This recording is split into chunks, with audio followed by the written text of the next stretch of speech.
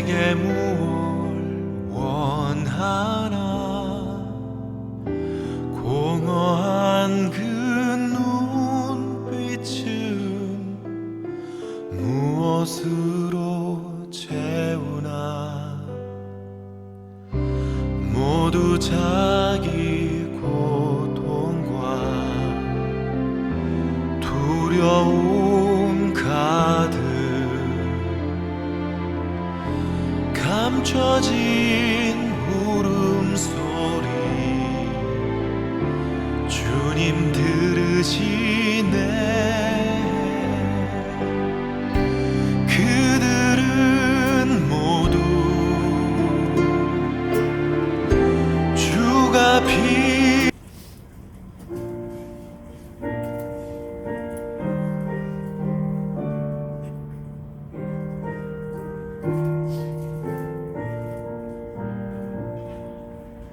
너는 걱정 마라.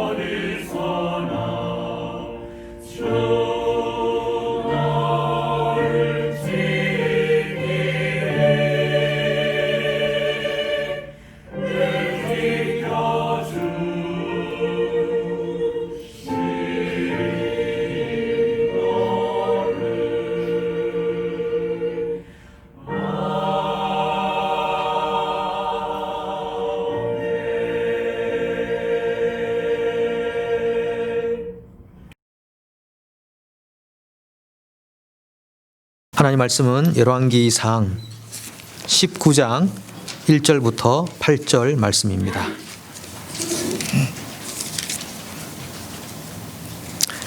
열왕기상 19장 1절부터 8절을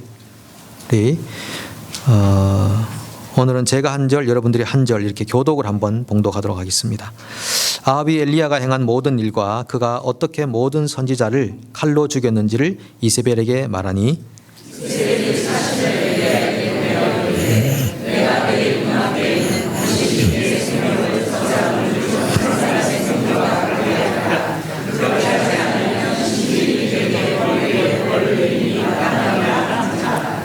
그가 이 형편을 보고 일어나 자기의 생명을 위해 도망하여 유다에 속한 브엘세바에 이르러 자기의 사환을 그곳에 머물게 하고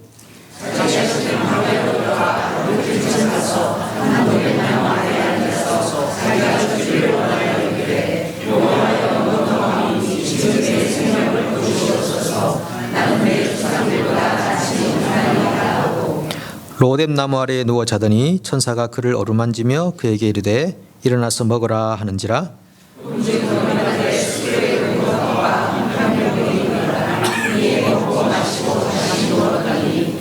여호와의 천사가 또다시 와서 어루만지며 이르되 일어나 먹으라 내가 갈 길을 다 가지 못할까 하노라 하는지라 이에 일어나 먹고 마시고 그 음식물의 힘을 의지하여 40주 40야를 가서 하나님의 산 호렙에 이르니라. 아멘. 아멘.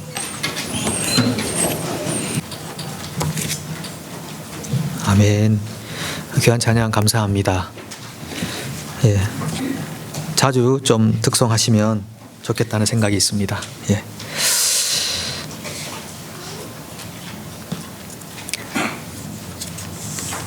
그 이메일을 쓸 때 여러분들은 처음에 어떤 인사말로 이메일을 쓰시고 아니면 문자를 보내실 때 이렇게 자주 소통하는 분 말고 문자를 보내야 될 일이 있을 때 어떤 문구로 보통 시작하십니까?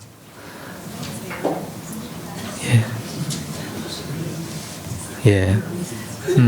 저 같은 경우는 이렇게 제 자신의 글을 돌아보니까 처음에 누구 이름을 부른 다음에 요즘도 많이 바쁘시죠? 이렇게 쓰더라고요. 요즘도 많이 바쁘시죠? 이렇게 쓰는데 아마 우리 중에 누구도 요즘도 많이 한가하시죠? 이렇게 글을 쓰진 않을 겁니다. 그러니까 요즘도 많이 바쁘시죠? 라고 쓰는 글을 제가 보면서 제 생각의 어떤 그 패턴이나 생각 속에 묻어있는 사상 이런 걸 좀 생각해 봤는데 바쁘다는 것을 칭찬하고 있구나. 바쁘게 살아가는 것을 잘 살고 있다고 하는 그런 이미지를 내 속에 가지고 있구나. 이런 생각을 좀 가져봤습니다. 처음부터 상대방에게 이메일을 보내거나 문자를 보낼 때 싸우려고 보내는 사람은 없습니다. 그러면 좋은 이미지를 가지고 인사를 하려고 하는데 그 문구가 많이 바쁘시죠? 라는 문구라는 것입니다. 열심히 살고 바쁘게 사는 것을 잘 사는 것이라고 생각하는 내 잠재의식이 있구나라는 걸 생각해 봤습니다. 1960년대에는 북한에서 천리마 운동이라는 걸 했다고 합니다.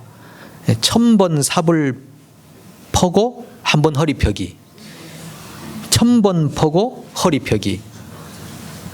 이거 고소해야 되는 거 아닙니까? 노동 착취입니다. 예. 지금으로 말하면 정말 노동 착취인데 열심히 산다. 우리 1970년대 남한에서는 새마을 운동, 열심히. 그 당시에 제가 어린 시절에 보면은 마을이나 학교 같은데 근면, 성실 이런 단어들을 많이 본 것 같습니다. 근면, 성실, 열심히, 부지런히, 바쁘게. 그러면서 우리 한국 분들은 열심히, 근면, 게으른 것을 죄악시하는 이제 그런 풍토들을 경험하고 있습니다. 그러다 보니까 뭔가를 빨리 해야 되고 부지런히, 분주하게 살아야 되는 그런 삶의 어떤 충동성을 가지고 있습니다. 그러니까 세종대왕 때부터 우리나라가 그렇게 살았더라고요. 한국인들은, 세종당이 말하기를 한국인들은 매사에 빠르게 일을 진행하기 때문에 실수하는 경우가 많다. 이게 어제 오늘의 일이 아니랍니다. 한국인들이 가지고 있는 속성이라고 하는 거죠. 물론 그것이 경제 발전을 가져오고 사회에 많은 혜택들을 가져오긴 했지만 일 중독적인 사회가 되고 말았죠. 일 중심적 사회. 그래서 열심히 일하면서 많은 생산, 많은 또 혜택을 받기는 했지만 그것이 정신적인 병폐로 이어지기도 했습니다. 허탈감이라든지 또 침체라든지 탈진이라든지 번아웃 되는, 비인간화가 되는 그런 정신적인 또 현상들이 나타나기도 했던 거죠. 찰스 스윈들이라는 분이 인생의 사계절이라는 시에서 이렇게 글을 썼습니다. 고향아 고향아 너 어디 있었니? 나는 여왕을 보려고 런던에 갔었지. 고향아 고향아 너 거기서 무엇을 했니? 나는 여왕의 의자 아래에 있던 생쥐를 겁주고 있었지. 고양이도 일을 쉬지 않았다는 겁니다. 런던까지 가서 여왕을 뵈러 가놓고도 자기 일을 쉬지 못하는 그런 고양이의 형태를 인간의 삶에 비유해 놓고 있는 것이죠. 오늘 나오는 이 엘리야 선지자, 정말 열심히 산 분입니다. 열심히 산 분입니다. 19장 이전에 보면은 이방 선지자 850명하고 전쟁을 했다. 10명하고 전쟁해도요, 한 명이 감당하기는 너무 힘듭니다. 김두한 씨가 종로에서 구마적, 신마적을 다 쓰러뜨리고 패권을 잡을 때도 850명하고 싸우진 않았습니다. 근데 엘리야는 850명하고 전투를 했습니다. 다윗도 850명과 싸우진 않았습니다. 골리앗 장군이긴 하지만 850명하고 싸우진 않았습니다. 근데 엘리야는 엄청난 영적 전투의 현장에서 자신의 힘을 다 소진하도록 최선을 다해서 영적 전쟁을 치루었습니다. 그래서 하늘에서 불이 임했습니다. 멋지지 않습니까? 상상을 해보십시오. 하늘에서 불이 딱 임했습니다. 850명 칼로 자기를 막 해하고 자기 신에게 빌고 바알에게 빌고 온몸으로 구했지만 하늘에서는 아무 응답이 없었습니다. 엘리야 한 사람, 그 수많은 선지자들 앞에서 누가 참 하나님인지 알게 하리라 기도했을 때 하늘에서 불이 임했습니다. 얼마나 놀라운 광경이고 멋진 장면입니까? 불이 내려서 또랑에 물을 채우는 것까지 다 핥아버렸다. 불이 물을 핥았다. 이게 말이 되는 것이겠습니까? 얼마나 강력한 불이었으면 물을 다 소진을 시켜버렸겠습니까? 놀라운 일이 일어났죠. 또한 엘리야가 기도했을 때 3년 6개월 동안 안 오던 비가 내리기 시작했습니다. 이 정도면 대성공입니다. 엄청난 승리의 결과입니다. 신적 권위. 사람들이 선지자를 볼 때 신적 권위를 가지고 보지 않았겠습니까? 야, 저분은 달라. 저분은 대단해. 하나님이 곧바로 응답하시는 그런 참 선지자야. 그 당시 이스라엘 사회, 지금 엘리야는 북이스라엘과 남유다 중에서 북이스라엘의 선지자였습니다. 그러니까 남유다는 조금 더 정통성이 있어서 북이스라엘보다는 덜 타락했다고 할까요? 타락의 현상은 같지만, 근데 더 타락한 북이스라엘 사회에서 엘리야가 그 사회의 세속화를 지연시키고 있었습니다. 막아낼 수는 없었습니다. 공중권세자가 이 땅을 다스리고 있기 때문에 지금도 마찬가지입니다. 이 세상은 멸망하러 가게 되어 있습니다. 우리가 막을 수는 없습니다. 그러나 우리가 지연시키는 것입니다. 최선을 다해 하나님의 은혜가 이 땅에 더 역사하도록 지연시킬 뿐이지 이것을 막을 수는 없습니다. 근데 엘리야도 그것을 지연시키고 있었거든요. 온갖 우상 숭배의 현장, 왕부터 타락하고 이방 여인과 혼인을 하고 백성이 혼인을 해도 막아야 될 상황에 왕부터 율법을 어기고 하나님 말씀을 버리고 하나님을 저버린 그 상태에서 엘리야는 그것을 최대한 지연시키며 있었습니다. 이름만 들어도 아는 유명한 선지자가 된 거죠. 엘리야. 모세에 비교할 만하고 다윗에 비교할 만합니다. 와, 엘리야.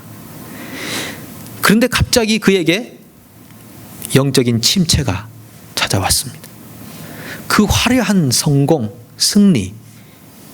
근데 순식간에 하루 만에 그의 삶에 영적인 침체가 찾아왔습니다.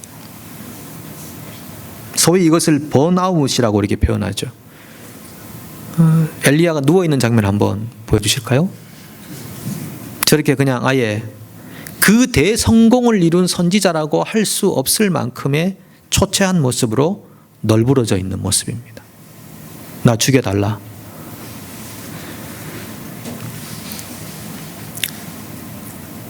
왜 이렇게 엘리야는 순식간에 영적 침체로 빠져버렸는가? 그 당시에 이스라엘의 왕비였던 이세벨의 위협 때문이었습니다. 내가 내일 이맘쯤에 엘리야를 죽이지 않으면 신들이 내게 벌 위에 벌을 내릴 거다. 아주 잔인하고 강력한 그런 위협을 엘리야에게 퍼부었습니다. 그런데 여러분 아시지만은 제가 지난주에 함께 나눴던 말씀 가운데 다윗은 수도 없이 이런 위협과 죽음의 현장에 있었지만 그가 하나님과의 관계 안에서 하나씩 견디며 극복하며 살았던 다윗 아닙니까? 근데 엘리야는 왜 이렇게 이세벨의 그 죽음의 위협 앞에서 순식간에 영적인 침체로 빠져 들어가게 되었을까요? 성경 한 구절 볼까요? 마태복음 19장 27절입니다. 이에 베드로가 대답하여 이르되 보소서 우리가 모든 것을 버리고 주를 따라 싸운데 그런즉 우리가 무엇을 얻으리이까? 자, 베드로는 내가 배와 부친을 버리두고 예수님을 따랐습니다. 그렇다면 나에게 과연 예수님은 무슨 보상을 해주실 것입니까? 에 대한 보상 심리를 가지고 있었습니다. 어쩌면 자연스러운 인간의 심리 현상이라고 할 수 있습니다. 무언가를 열심히 헌신하고 바치고 수고했으면 거기에 따르는 보상을 받고자 하는 것이 인간의 자연스러운 심리가 아니겠습니까? 그래서 예수님께서 베드로에게 영생을 주실 거다. 몇 배를 더 받을 거다. 이런 약속을 베드로에게 해 주셨거든요. 지금 엘리야는 자연스러운 인간의 심리 상태로 인해서 그 어마어마한 성공을 거둔 이후에 그는 아마 이제 아합이나 이세벨도 여호와가 하나님인 걸 조금은 알지 않을까? 불이 임한 걸 다 들었지 않았나? 이방 선지자들이 다 칼로 배임을 당했다는 것을 듣지 않았나? 그러면 여호와가 하나님이라는 사실을 조금은 더 알지 않겠나? 나를 선지자로 10%라도 이제는 인정해 주지 않겠나? 그런 자연스러운 보상심리, 기대감을 가졌을 겁니다. 그리고 그는 그 어마어마한 성공, 승리의 현장 이후에 육신도 지치고 영혼도 지쳐서 좀 쉼과 안식을 가지고 싶었을 것입니다. 그런데 하루도 가지 않아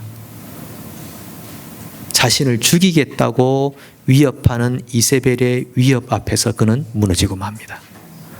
또 다른 긴장의 현상 앞에서 그는 마음을 쉴 수 없어서 무너지고 맙니다. 그래서 그는 저 남유다 쪽으로 도망갑니다. 북이스라엘에 있다가 저 남유다 160km 이상을 내려가서 부엘세바라는 곳으로 쑥 내려갑니다. 사환을 데리고 가서 거기 남겨놓고 자기는 또 더 깊은 광야 속으로 들어갑니다. 이런 현상이 오면, 영적 침체가 오면은 대인기피증이 생기는 것입니다. 불면증이 옵니다. 살고 싶지 않습니다. 실망감이 생기고 공포심이 생기고 좌절감이 생기고 자기 연민이 생깁니다. 내가 어떻게 했는데, 내가 어떻게 하나님 나라를 위해 일을 했는데, 내가 어떻게 이 이스라엘의 회복을 위해 일했는데 어떻게 왕이 나를 이렇게 대할 수 있나? 왕비가 나를 이렇게 대할 수 있나? 그는 너무너무 자신이 불쌍했습니다. 그래서 멀리 아무도 찾지 못하는 곳으로 그가 도망가 버리고 맙니다. 우리도 살다 보면 이런 때가 있습니다. 영적 침체기를 경험할 때가 있습니다. 뭘 해도 재미가 없습니다. 무미건조합니다.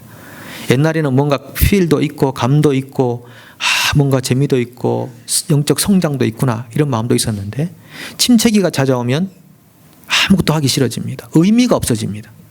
이렇게 해서 무슨 소용이 있나 이런 생각이 들기 시작하는 겁니다. 기도도 안 되고 말씀도 형식으로 그냥 다 읽었습니다. 형식으로 올리고 찔리고 아프고, 사람도 별로 만나기도 쉽지 않고, 목장 안 갑니다. 의미가 없다고 느껴지는 거거든요. 다른 사람의 신앙생활이 다 그냥 가식으로 보이거든요. 에이, 전부 다 가식이야, 형식이야. 말은 저렇게 하지만 다 내면은 다 그래, 똑같아. 자신의 상태를 남의 상태에다가 투영시켜서 남들의 신앙을 인정해 주지 않습니다. 모든 게 싫은 겁니다. 이럴 때는요, 영적으로 침체기가 오면 육신적으로도 힘들어집니다.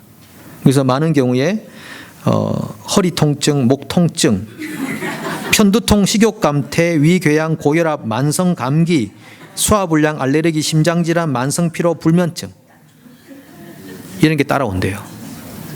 따라와. 왜냐하면 우리 몸 안에 영혼, 육체가 다 있기 때문에요.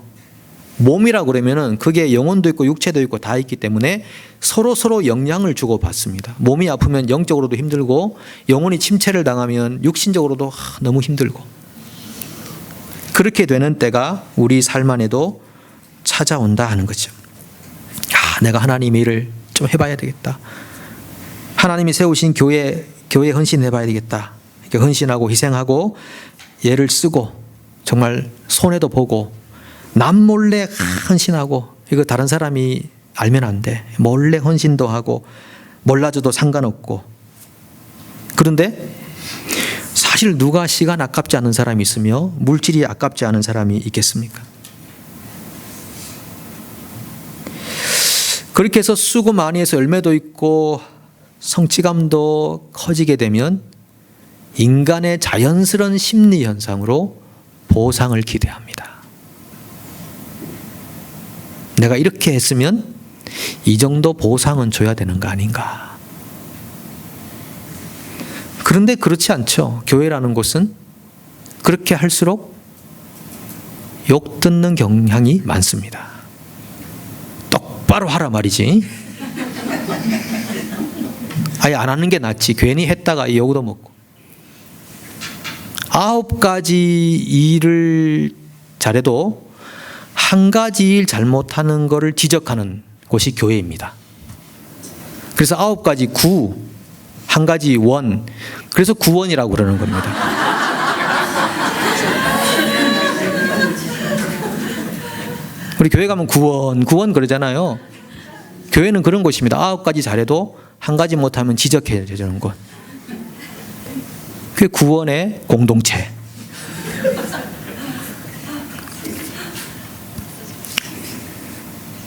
그러다가 지적받으면 시험 들어버리죠. 낙심. 침체로 곧바로 돌입합니다. 그래서 나 아무것도 안 해. 왜 그런 현상들이 우리에게 발생하는 건가요? 저는 한국에서 신학을 졸업하고 97년 12월부터 이제 풀타임 전도사로 일을 하기 시작했습니다. 전임 전도사라고 그러죠.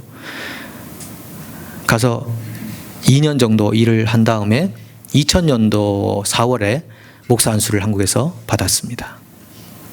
그리고 한 2년 정도 더 부목사로 한국에서 일을 했는데 그 교회에서 4년 정도 4년 몇 개월 한 2개월 되나요? 일을 했는데 너무 지쳤습니다. 너무 피곤했습니다. 뭐 한국 사회 삶 자체가 다 그러긴 하지만은 새벽 4시 반 정도 고전에 일어나 가지고 새벽 기도 운행부터 해 가지고 끝나고 우리 담임 목사님이 또 볼링을 좋아하셔 가지고 안 가면은 목회가 괴롭습니다.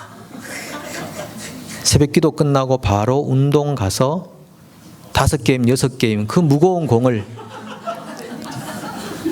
60kg도 안 되는 몸으로 그 무거운 공을 구르고 집에 와서 씻고 잠시 10분 쉬었다가 출근 해가지고 밤 11시 반 정도 되어야 잠을 잘 수 있었습니다.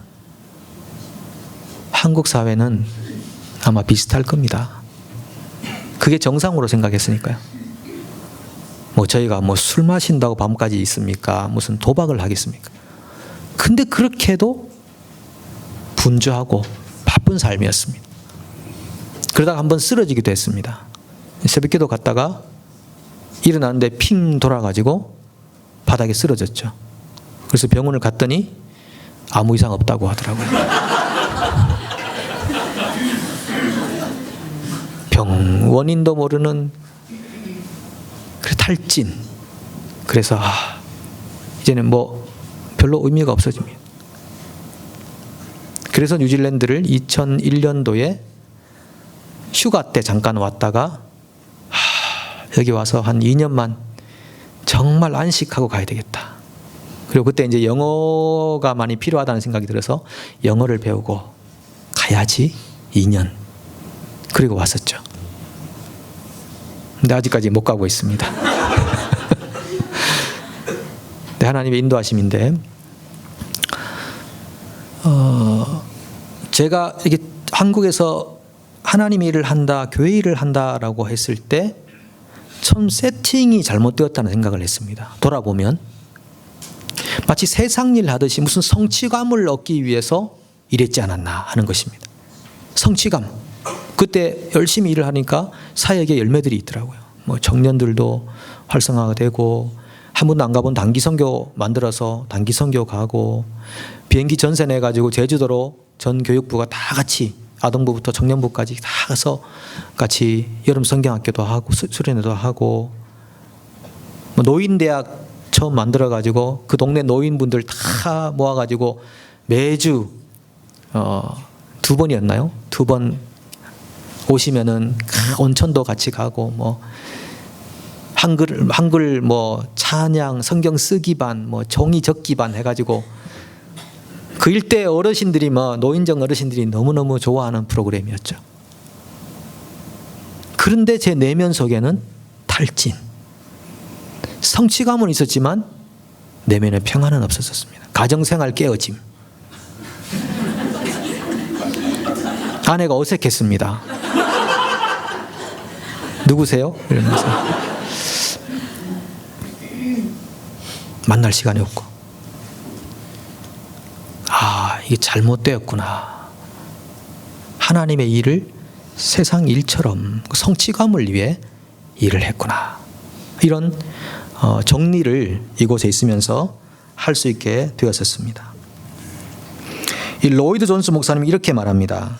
우리가 만일 어떤 모양으로든 자아를 만족시키고 기쁘게 하려고 일을 하고 있다면 그 결국은 항상 피곤과 무기력으로 끝나버릴 것입니다.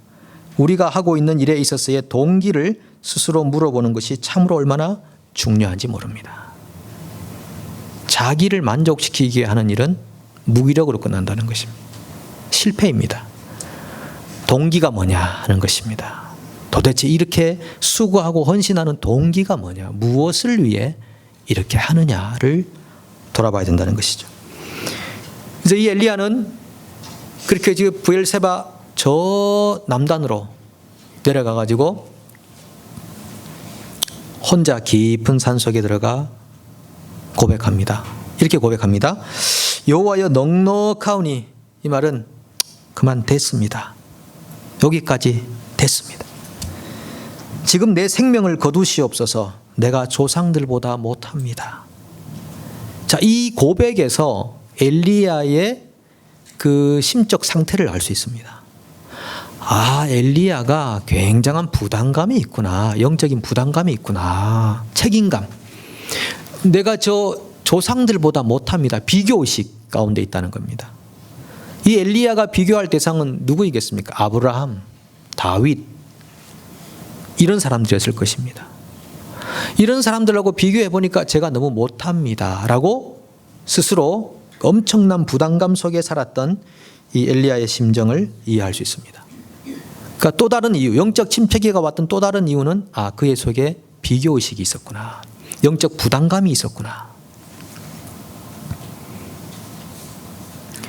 마치 한 가정의 가장처럼 우리 가정을 책임져야 되는데, 남편 없이 살아가는 5 자녀를 키워야 하는 가정의 어머니처럼 내가 우리 가정을 책임져야 되는데, 이 막중한 부담감이 있었다는 것이죠.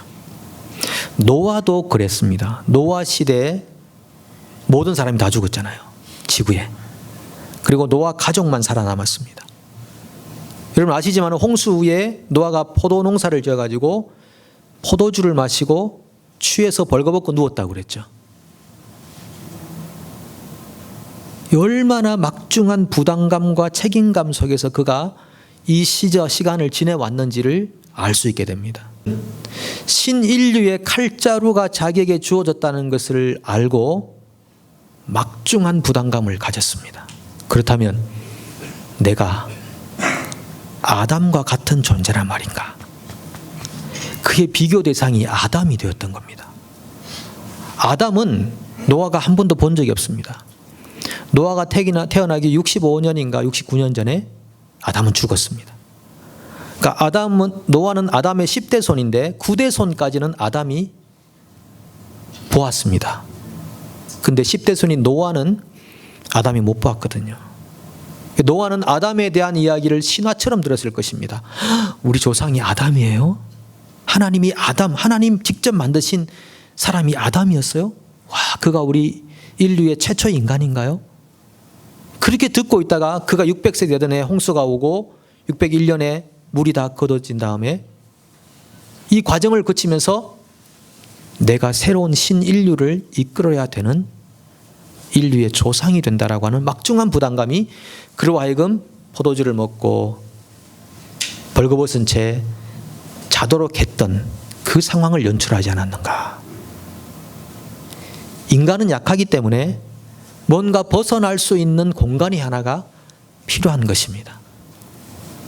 저는 아브라함, 다윗, 노아, 엘리야 이런 분하고는 정말 비교도 안 되는 그런 연약한 한 인간이지만 제게도 가끔 이런 영적 부담감이 확 찾아올 때가 있습니다.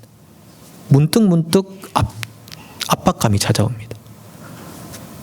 야, 내가 쓰러지면 어떻게 되지? 내가 무너지면 어떻게 되지? 이런 생각이 확 다가올 때는 굉장한 압박감을 느낍니다. 불쌍한 존재입니다. 그러다가 제가 휴일이 되면 가능한 제 생각을, 죄송합니다만 공동체에서 벗어나려고 합니다. 이해해 주시겠습니까? 아멘까지는 아니더라도 그게 매여 있을 때 침체가 찾아올 수 있기 때문에, 부담감과 압박감, 비교의식 같은 것들이 저를 누르기 때문에 가능한 휴일에는 벗어나려고 합니다. 생각을 벗어나려고 합니다. 그리고 쉼을 얻고 다시 들어오는 겁니다. 용납해 주십시오.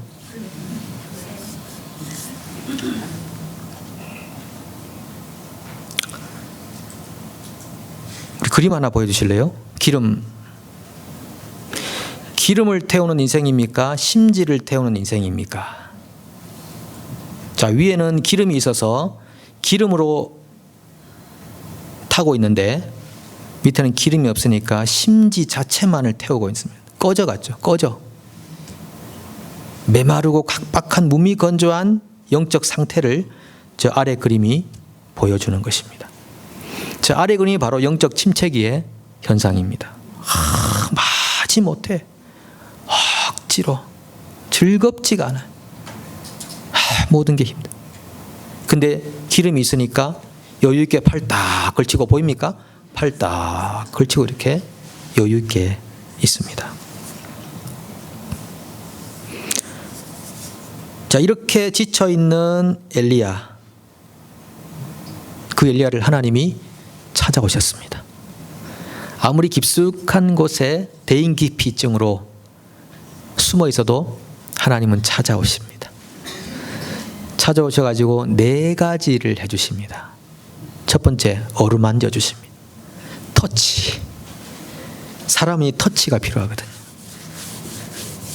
이렇게 자기 몸도 좀 이렇게 만져주시고, 또 위로해 줄 분들 위로해 주시고, 터치, 어루만져 주시고, 우리 상처도 만져주시고, 우리의 아픈 과거도 만져주시고, 우리의 실패도 만져주십니다. 만져주시. 괜찮다. 하나님 여기 와서 책망하지 않습니다. 침체기에 있는 형제 자매들을 책망하지 않습니다. 사람은 누구나 침체기에 빠질 수 있습니다. 그 정죄해서는 안 됩니다. 그 터치. 그 다음에 숯불에 구운 떡과 물 한 병.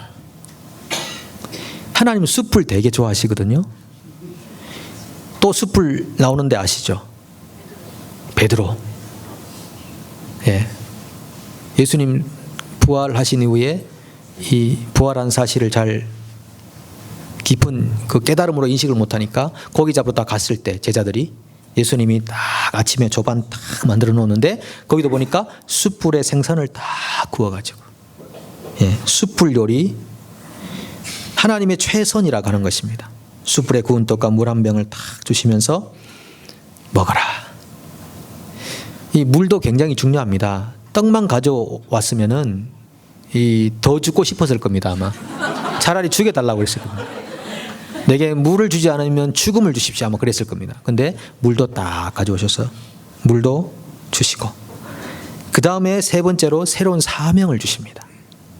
새로운 사명을 주시면, 너 이렇게 이런 널브러져 있는 모습으로는 아무것도 못해 이놈아, 이게 아니라 새로운 사명을 주십니다. 가서 북이스라엘 왕도 세우고 남이스라엘 남유다 왕도 세우고 선지자 너 후계자도 세우고 새로운 사명을 주십니다. 그 다음에 네 번째로 동력자들을 기억나게 하십니다. 야, 너만 홀로 남은 거 아니야. 너만 지금 북이스라엘의 이 타락을 지연시키고 있는 거 아니야. 바알에게 무릎 꿇지 아니한 7,000명의 사람이 있어. 7,000명 있나요? 이방 선지자 850명이었는데 우리 7,000명 있나요? 우리가 더 크네요. 굉장한 위로를 받았을 것입니다. 너 혼자 아니야. 7,000명 더 있어. 그것이 엘리야로 하여금 얼마나 큰 위로를 받게 했을까요? 하나님 그렇군요. 제가 잘 인식 못했습니다. 저는 뉴질랜드 와서 많이 회복이 된 것 같습니다. 그러니까 영적 침체, 탈진 상태로 여기 왔었는데 하나님이 4가지를 다 주신 것 같습니다. 4가지를. 예, 어루만져 주셨고, 간증을 할 만한 특별한 하나님과의 체험의 경험을 몇 번 허락해 주셨고, 그 다음에 숯불에 구운 떡과 물. 우리 성도님들이 숯불고기 많이 사주셨거든요. 숯불에 구운 떡, 물.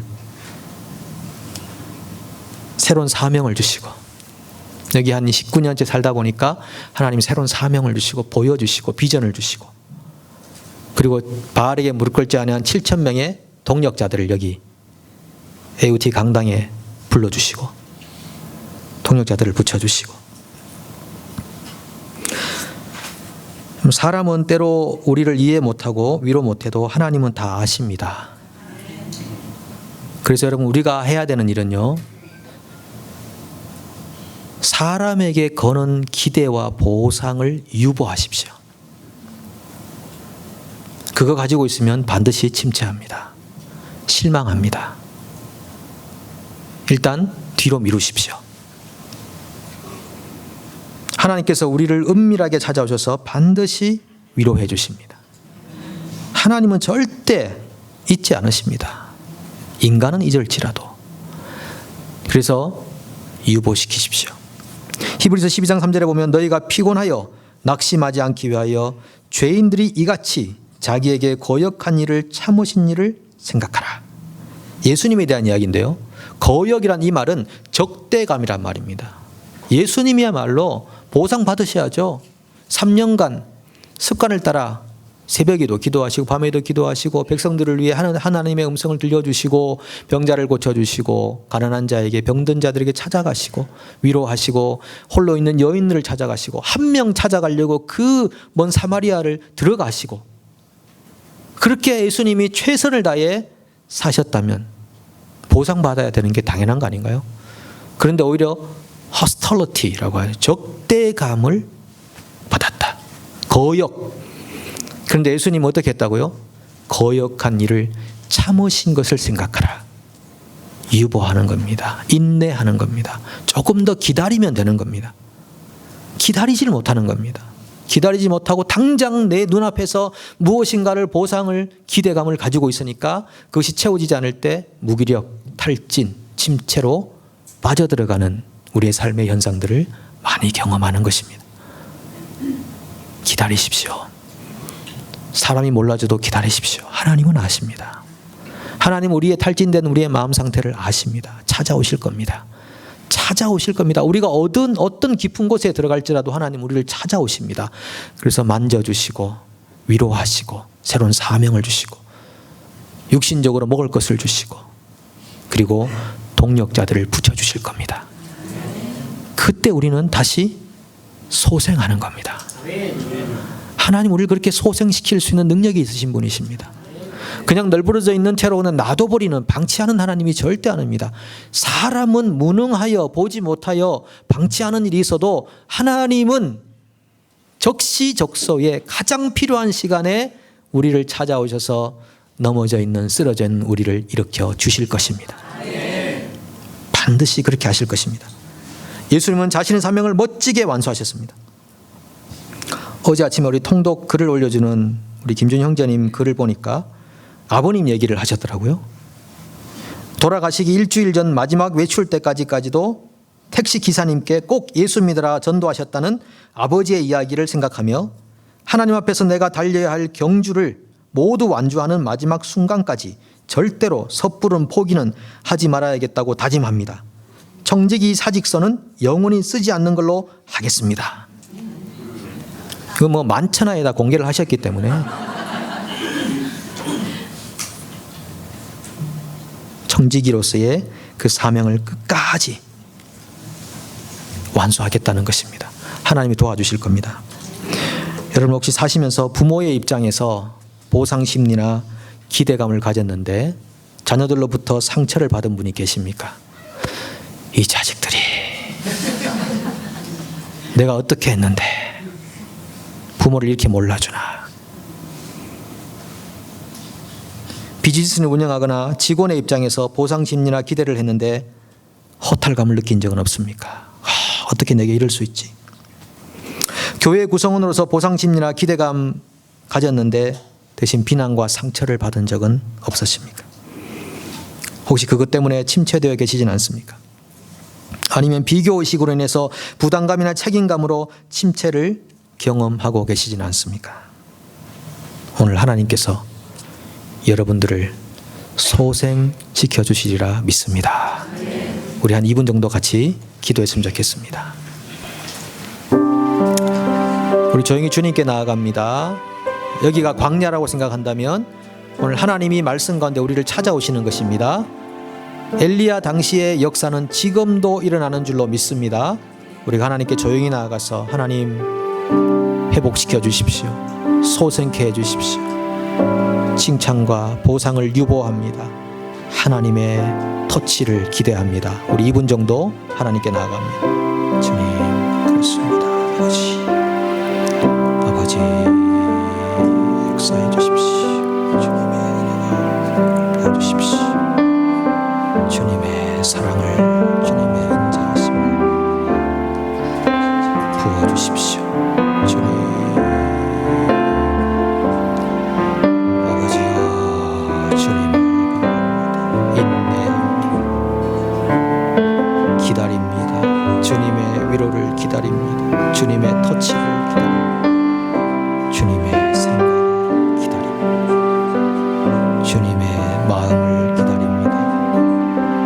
주의 사랑으로 우리를 역사해 주시고 주의 진리로 우리를 부어주십시오. 부어주십시오. 주님의 일종을 부어주시고 주님의 사랑을 부어주시고 주님을 신뢰함으로 역사를 도와주옵소서. 주님의 관심, 주님을 사랑합니다.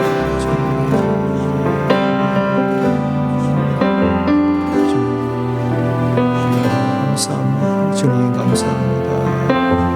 주님 감사합니다.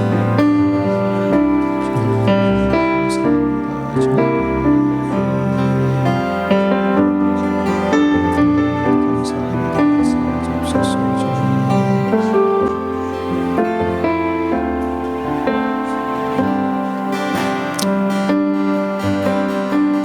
우리 함께 일어나셔서 함께 찬양합니다. 아무것도 두려워 말라. 주 나의 하나님이 지켜주시네. 놀라지 마라. 겁내지 마라. 주님 나를 지켜주시네.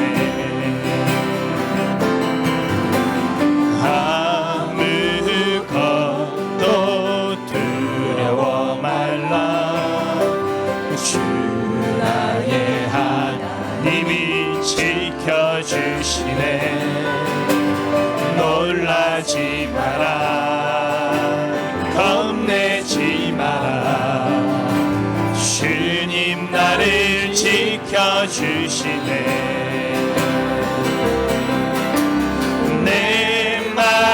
힘에 겨워 지칠지라도 주님 나를 지켜주시네. 세상의 험한 풍파 몰아칠 때도 주님 나를 지켜주시네.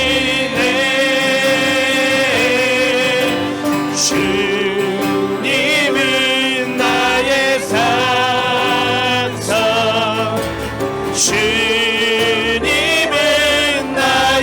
요새. 주님은 나의 소망. 나의 힘이 되신 여호와. 아무것도 두려워 말라. 아무것도 두려워 말라.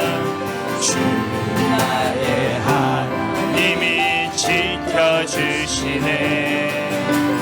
놀라지 마라. 겁내지 마라.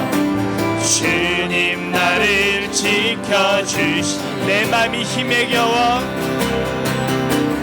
내 맘이 힘에 겨워 지칠지라도 주님 나를 지켜주시네.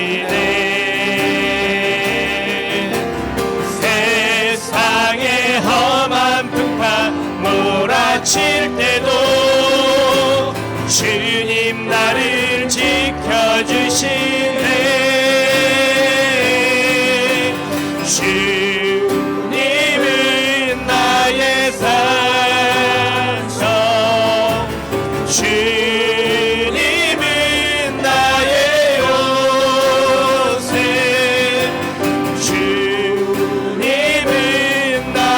소망. 나의 힘이 되신 여호와. 주님은 나의 사랑.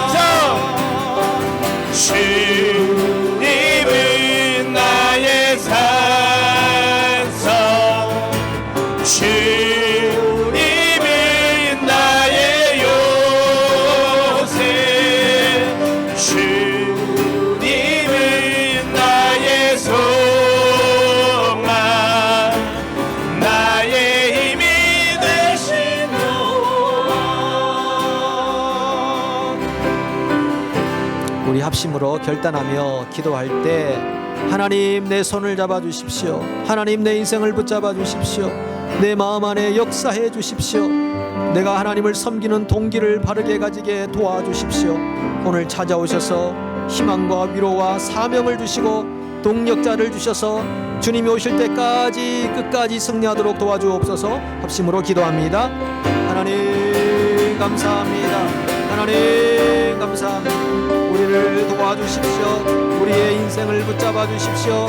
우리의 손을 붙잡아 주십시오. 주님 그 영원한 나라와 우리를 위하여 전진하기를 원합니다. 주님을 바라보기를 원합니다. 주님, 주님의 위로와 소망을 바라봅니다. 도와주시옵소서. 우리 인생을 위로하여 주옵소서. 우리를 새롭게 하여 주옵소서. 믿음 위에 굳건히 서기를 원합니다. 성령의 역사 안에 굳건히 서기를 원합니다. 주님의 진리와 말씀 안에 굳건히 서기를 원합니다. 사랑과 진리의 하나님 앞에 믿음으로 나아갑니다. 우리를 만나 주십시오.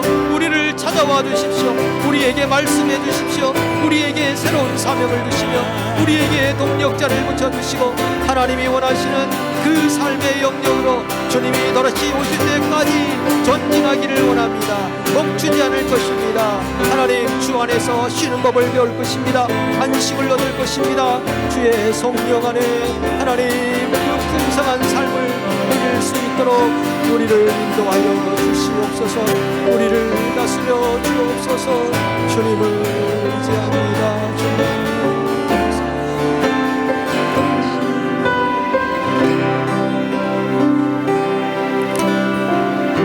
하나님, 우리 인생에 앉고 일었음을 아시는 하나님, 우리의 연약한 무릎을 아시는 하나님, 우리를 일으켜 세워 주시옵소서. 성령의 기름을 부어 주시옵소서.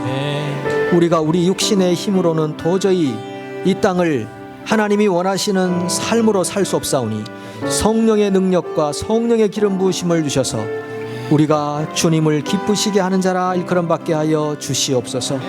하나님 위로해 주십시오. 찾아와 주십시오. 말씀해 주십시오. 권면해 주십시오. 우리가 주님의 음성에 작은 한 자락이라도 붙들고 그것으로 주님이 오실 때까지 믿음으로 승리하고 인내할 수 있도록 도와주시옵소서.